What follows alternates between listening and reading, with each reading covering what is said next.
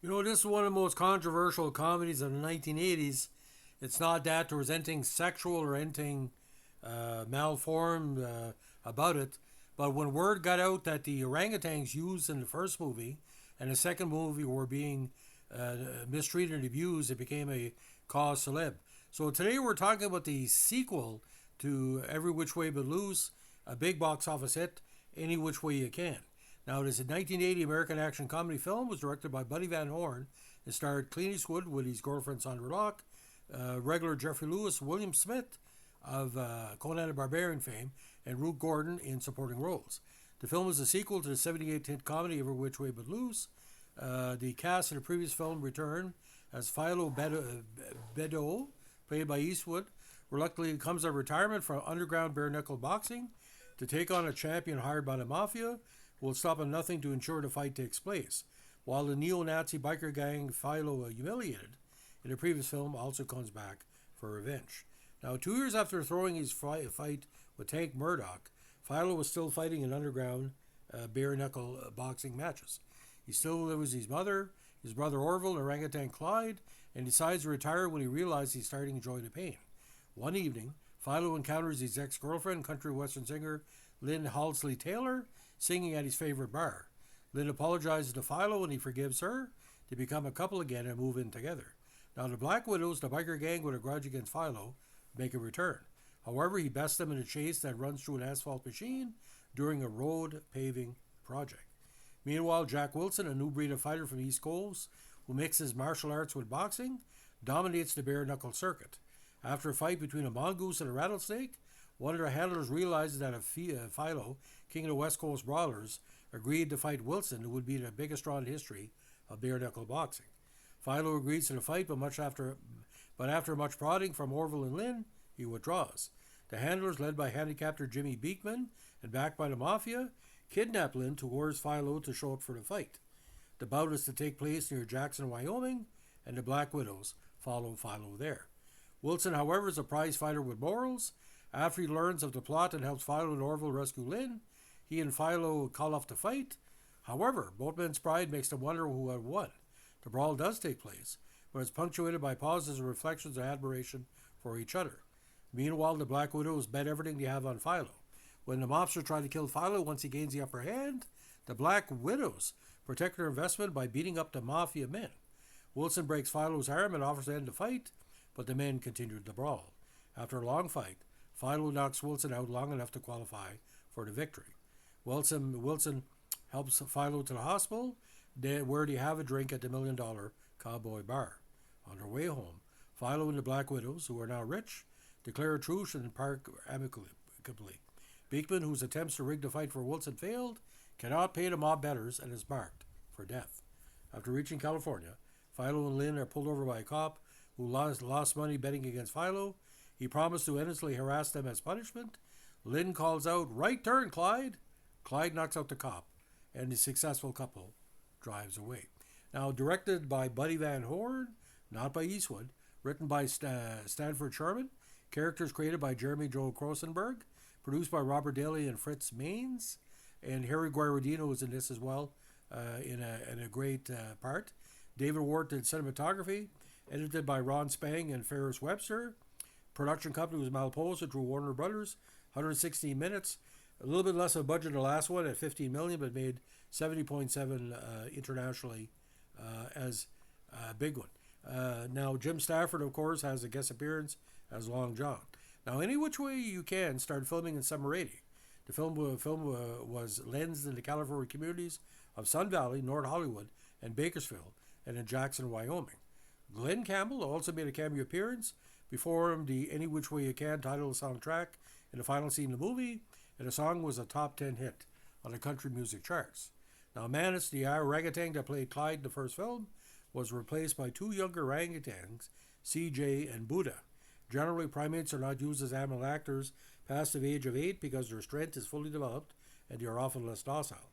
According to a book by Jane Goodall and Dale Peterson entitled Visions of Caliban, Buddha was badly mistreated and beaten by his trainers, and CG was just brought in after filming was completed in order to do the publicity after Buddha's death, possibly from injuries inflicted by the trainers. Doubt has been cast on these claims by makeup effects artist William Munns, but the controversy still remains. Now, Any Which Way You Can opened on December 17, 1980, a weird movie for Christmas, and became the number one film in the U.S. box office with an opening weekend gross of $8.024 million from record 1,551 theaters. The following weekend, between Christmas and New Year, the film stayed at number one, grossing $10.1 million from 1,572 theaters, a 26% increase. The Saturday was a record single-day gross for Warner Brothers Film, with a gross of $3.8 million, beating the record set by Superman. Now, this was the fifth highest grossing film in 1980, $70.6 million in the States and Canada. Now, Roger Ebert gave the film 2 stars out of 4 in opening review by saying, Clint Eastwood's Any Which Way You Can is not a very good movie, but it's hard not to feel a grudging affection for it. Where else in the space of 115 minutes can you find a country and western road picture which has 2 fights, a bald motorcycle gang, the mafia, a love story, pickup truck, a tow truck, Fats Domino, a foul-mouthed octogenarian, an oversexed orangutan, and a context for the bare-knuckle championship of the world? Janet Maisel in the New York Times thought the film was better and funnier than its predecessor, adding that Clyde's role has been expanded this time, and Ruth Gordon's has been made smaller, all of which makes the formula much more fun. Tom McCarthy of Variety wrote, filled with plenty of monkey business. First half is pretty funny as things go, but the film runs out of steam after the midway highlight. Although Overland didn't stop loose, same flaw here is even more irritating due to protracted finale and lack of any continuing tension in the Eastwood-Locke relationship. Now, Gene Siskel of the Chicago Tribune gave the film 3 out of 4 stars and called it the most genial Eastwood action comedy. Kevin Thomas of the LA Times wrote, directed in a properly laid-back manner by Buddy Van Horn in his directorial debut, Any Which Way You Can aspires to nothing more than entertainment. As one comedy of mentally greater ambitions after another proves disappointing these days. Any Which Way You Can, which is PG, is welcome as just plain fun. Gary Arnold of the Washington Post wrote, a generous entertainment of its kind, Any Which Way mixes plentiful portions of gauche, robust action and comedy with frequent musical interludes. The weakest element in the plot is a lack of compelling reason for Philo and Jackson to go through with their fight. Now, as of December 2019, the film holds a terrible rating of 20% on Rotten Tomatoes based on 10 reviews, with an average rating of 4.92 out of 10. Now, the track listing for the soundtrack, it had one song for it, and it was a classic, You're the Reason God Made Oklahoma, released on Viva Records and Warner Brothers Records International, came out in 1980.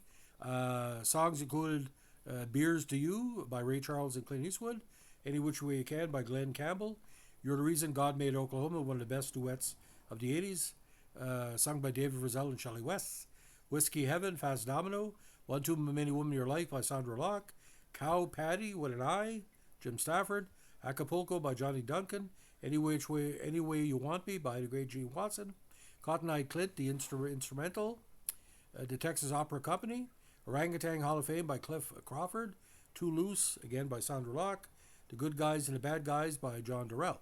Now, major writers on this included Steve Dorff, John Durrell, Sandy Pickard and Stuff Garrett, Cliff Crawford, of course.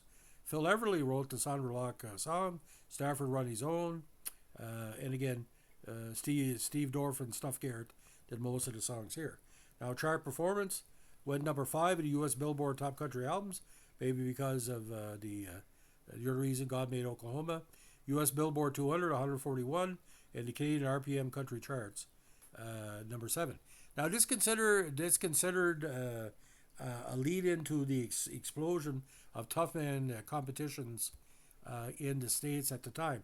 But the You're the Reason God Made Oklahoma by Frizzell and West did really well. It went number 1 in the U.S. Billboard Hot Country and top 13 at the Canadian RPM charts.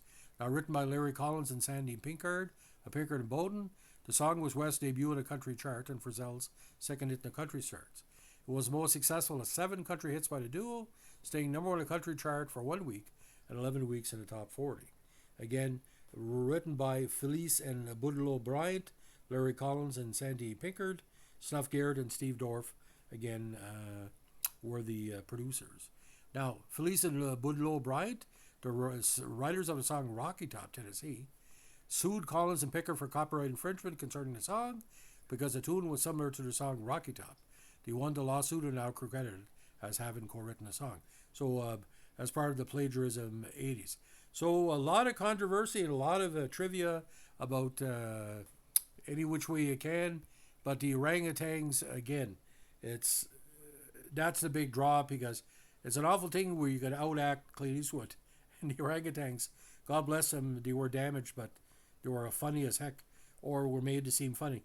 But I think there was either a 60 Minutes or a 2020 expose on it. And you can tell Warner Brothers wasn't doing much interviews on the movie because a lot of controversy. So, ladies and gentlemen, it's the latest Clint Eastwood Vintage podcast. If you like what we're doing here, give us a like, comment, subscribe, or share. And don't forget, if you got a orangutan as a best friend, maybe that's a good thing. Have a good one.